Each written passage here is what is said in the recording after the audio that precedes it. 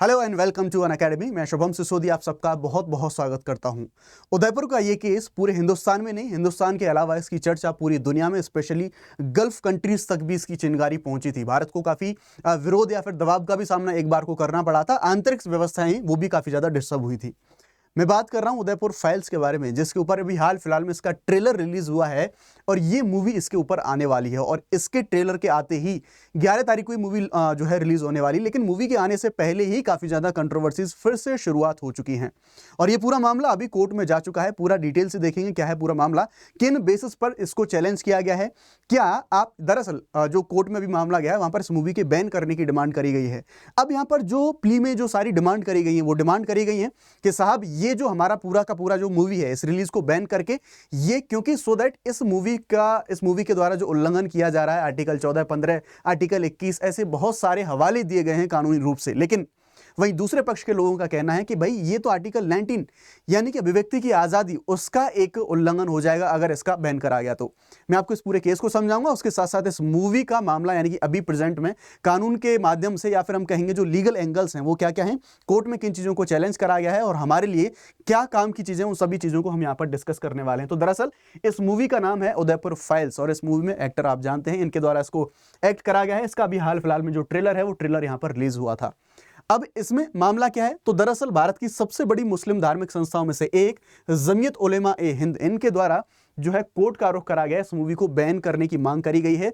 दिल्ली, महाराष्ट्र और गुजरात, इनके high courts का रुख इनके द्वारा करा गया है ताकि ये जो मूवी है इस मूवी को बैन इसके ऊपर पूरी तरह से लगाया जा सके। ये जो मूवी है 11 जुलाई को ये रिलीज होने वाली है और ऐसी डिमांड यहां पर इस मूवी के लिए करी गई है।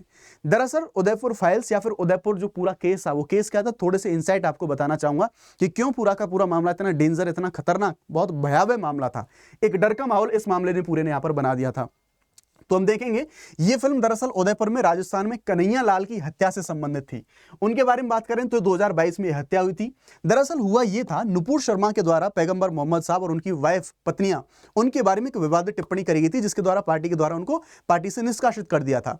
उन्हीं के बयान को सपोर्ट करा गया था कन्हैया लाल के द्वारा सोशल मीडिया पर और फिर उस मामले के समर्थन में एक पोस्ट डाल दी थी। और इस पोस्ट डालने के बाद में जो मुस्लिम समुदाय के दो लोग हैं वो एक ट्रेलर यानी कि टेलर का काम करते थे, उनकी शॉप पर उनको गए और जाके बहाने से जाके यानी कि एक कस्टमर के तौर पर बहाने से जाके दिन दहाड़े चाकू से गोद गोद के उनकी हत्या कर दी और इस चीज का सोशल मीडिया पर वीडियो भी बनाया और वीडियो को इश्यू करा। इतना ही नहीं, भारत के प्रधानमंत्री को भी जान से मारने की धमकी इन लोगों के द्वारा यहां पर दी गई थी।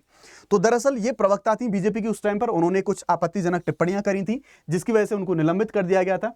अब ये जो पूरी टिप्पणी इनके द्वारा करी गई थी, मोहम्मद साहब और उनकी पत्नियों के बारे में जो टिप्पणी करी गई थी, इंटरनेशनल लेवल पर स्पेशली जो गल्फ कंट्रीज हैं उनमें काफी ज्यादा जो विवाद है वो विवाद हमें यहाँ पर देखने को मिला था।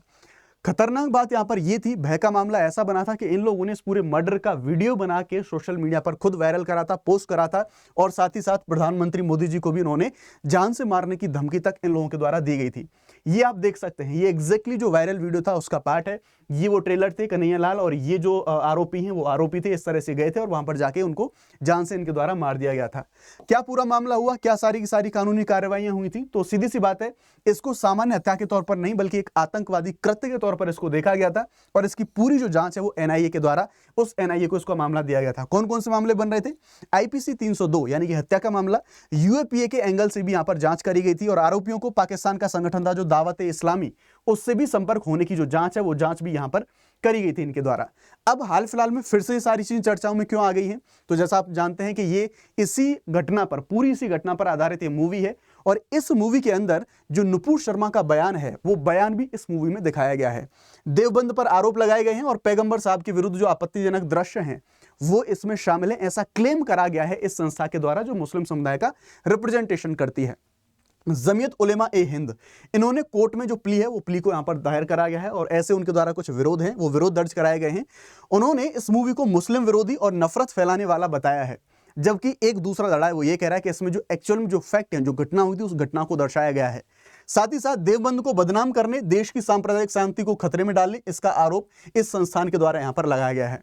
अब जो याचिका कोर्ट्स में दायर करी गई है उस याचिका में क्या क्या बिंदु हैं, क्या क्या डिमांड्स करी गई हैं, तो इन तीनों हाई कोर्ट्स में इस याचिका को जो है दायर करा गया है, पूरी तरह से प्रतिबंध लगाया जाए इस मूवी पर और साथ ही साथ इसमें जो प्रतिवादी बनाए गए हैं वो केंद्र सरकार CBFC यानी कि फिल्म प्रमाणन बोर्ड जो होता है, सर्टिफिकेट बोर्ड होता है, निर्माता कंपनी उसका नाम, और साथ ही साथ जो डिस्ट्रीब्यूटर है, इन सभी को इस पूरी प्ली में एक जो प्रतिवादी है वो प्रतिवादी यहां पर बनाया गया है ना। अब ये जो सारी चीजें हुई हैं, इनके अगेंस्ट में क्या क्या सारे जो दावे हैं वो दावे दिए जा रहे हैं, और क्या हो सकता है और क्या होना चाहिए वो तो आप लोग मुझे कमेंट सेक्शन में बताएंगे। क्या ये मांग सही है या फिर जो फैक्ट हैं, रियल फैक्ट हैं वो दिखाए जा रहे हैं, तो अभिव्यक्ति की आजादी को दबाने की कोशिश करी जा रही है। उन सभी चीजों को आप मुझे कमेंट सेक्शन के अंदर बताएंगे। लेकिन जो लोग हमारे यूपीएससी सीएससी के लिए प्रिपेयर कर रहे हैं उनके लिए बताना चाहता हूं, अनअकैडमी के हमारे जो प्लस कोर्सेस हैं वो 19,999 में अवेलेबल हैं।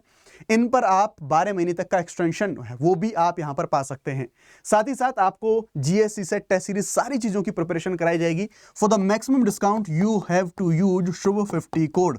साथ ही साथ डिस्क्रिप्शन में लिंक दिया गया है टेलीग्राम पर, आप डायरेक्टली टेलीग्राम पर मुझसे वहां भी कनेक्ट कर सकते हैं। हमारे जो बैचेस हैं वो बैचेस 9 जुलाई से सारे के सारे जो बैचेस हैं वो बैचेस शुरू हो रहे हैं। आप एनरोल करके अपनी यूपीएससी की जो प्रिपरेशन है उस प्रिपरेशन को आप लोग आगे बढ़ा सकते हैं ना। अभी इस पर जो काफी सारे डायमेंशंस बन रहे हैं उन डायमेंशंस को पढ़ लेते हैं। यानी कि संविधान से संबंधित जो प्रोविजंस हैं, क्या दावे करे गए हैं इस संस्थान के द्वारा। इनके द्वारा याचिका में ये बोला गया है कि साहब ये आर्टिकल 14 समानता का अधिकार, आर्टिकल 15 धर्म के आधार पर भेदभाव, और आर्टिकल 21 इनके साथ गर्मा जीवन जीने का अधिकार, इन सभी चीजों का वायलेशन करता है। साथ ही ये भी ऐसे कुछ दावे करे गए हैं कि भारत एक धर्मनिरपेक्ष देश है, और वहां पर अगर किसी मूवी में एक मूवी को टारगेट किया जाता है तो वो सेकुलरिज्म का जो कॉन्सेप्ट है उसका वायलेशन उसके द्वारा किया जाता है। ये दावे इन संस्थानों के द्वारा करे गए हैं। अगेन वही डिबेट कि क्या ऐसा वास्तव में सेकुलरिज्म की आप एस्पेक्ट को सामने ला रहे हो, या फिर मूवी में एक रियल फैक्ट को या फिर एक वास्तविक घटना को लाया जा रहा है तो उसकी वजह से लोगों को प्रॉब्लम हो रही है। अगेन डिबेट इसी बात पे है, जवाब आप ही लोग देंगे कमेंट सेक्शन में। अनुच्छेद 19(1)(a) अभिव्यक्ति की स्वतंत्रता, यानी कि आप अगर किसी मूवी को बना रहे हैं, आप किसी भी घटना की अभिव्यक्ति कर रहे हैं मूवी के माध्यम से, वीडियो के माध्यम से, इमेज के माध्यम से, वो आपका एक संवैधानिक अधिकार है। लेकिन इन लोगों के द्वारा भी यहां पर ऐसे जो क्लेम है वो करे गए हैं कि हमारे इन अधिकारों का उल्लंघन होगा अगर आप इस मूवी का जो है आप इस मूवी को लाइव कराते हैं, तो इसको आप जो है रिलीज कराते हैं।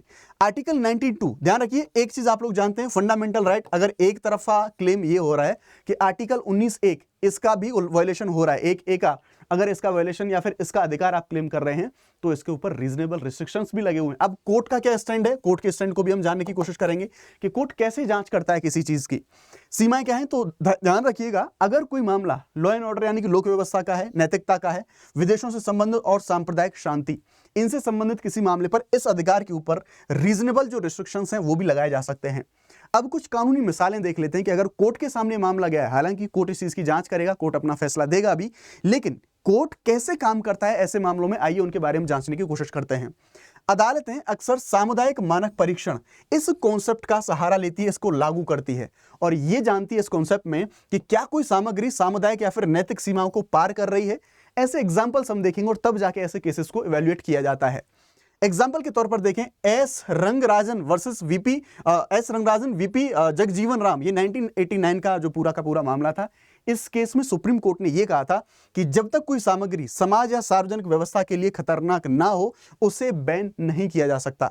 दूसरा जो केस था, एक प्रवासी जो हम देखेंगे, प्रवासी भलाई संगठन वर्सेस यूनियन ऑफ इंडिया, 2014 में यह केस आता है।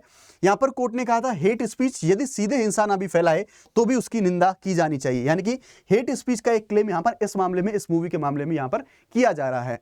अब सेंसर बोर्ड और न्यायिक समीक्षा का क्या मामला है, तो सेंसर बोर्ड के द्वारा ही ऐसी सभी मूवीज को उनको रजिस्टर या फिर उनको प्रमाणन, एक जो सर्टिफिकेट है वो सर्टिफिकेट दिया जाता है रिलीज करने के लिए। तो दरअसल हमारा सीबीएफसी जो है, सीबीएफसी हमारा सिनेमेटोग्राफिक एक्ट 1952 इसके अधीन संचालित होता है, और मूवीज को आगे उनको रिलीज कराने के लिए सर्टिफिकेशन इसी संस्थान के द्वारा दिया जाता है। अब याचिकाकर्ताओं ने यह आरोप लगाया है कि जो सीबीएफसी है इसने इस मूवी को रिलीज करने की जो अनुमति दी है उस अनुमति में लापरवाही से मंजूरी दी है, इसलिए उनको भी एक प्रतिवादी बनाया गया है। फिल्म ने नैतिकता और शांति इनको अनदेखा किया है, ऐसा मेकर्स के ऊपर दावा करा गया है। अदालत क्या कर सकती है, तो सीधी सी बात है, इन मामलों पर जो सारी जो डिमांड करी गई है सभी मामलों में अदालत के द्वारा जो न्यायिक समीक्षा है, न्यायिक समीक्षा के बिंदु सभी के सभी बनते हैं। संवैधानिक और सामाजिक चिंताएं क्या हैं, तो सीधी सी सिंपल सी बात है कि भारत का धर्मनिरपेक्ष चरित्र वो खतरे में है, ऐसी डिमांड करी जा रही है कि जैसे मैंने बताया कि हम किसी एक धर्म को टारगेट नहीं कर सकते। एक तरफ ऐसी डिमांड करी जा रही है क्योंकि हम सेकुलर जो हमारा नेशन है, दूसरी तरफ डिमांड ये करी जा रही है कि भाई हम तो अभिव्यक्ति की आजादी है, जो एक्चुअल में घटना हुई है हम तो उसको दिखा रहे हैं। ये एक विवाद बना है। फिल्म से समाज में ध्रुवीकरण होगा और तनाव बनेगा, जैसा उस टाइम पर कंडीशन हुई थी, जैसे दंगे जैसी चीजें कई बार देखने को मिलती, वायलेंस जो हमारा वायलेंस देखने को हमें मिला था, तो ऐसी चीजें भी हमें देखने को मिल सकती हैं। धार्मिक संस्थानों की छवि को नुकसान पहुंच सकता है। जो भी ऐसे संस्थान हैं उनकी छवि खराब होगी।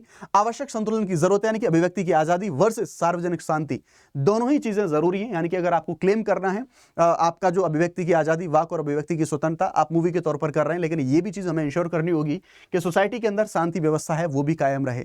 अब कोर्ट तो पूरा इस मामले पर जांच करेगा, पड़ताल करेगा, लेकिन मैं आपसे जानना चाहता हूं आपका इस मामले पर क्या स्टैंड है, क्या किया जाना चाहिए और क्या किसी फैक्ट को दिखाना, क्या ये अभिव्यक्ति की आजादी वो ज्यादा जरूरी है या फिर सार्वजनिक जो शांति व्यवस्था है वो ज्यादा जरूरी है? क्या रास्ता हो सकता है, प्लीज बताएं। Thank you very much. जय हिंद।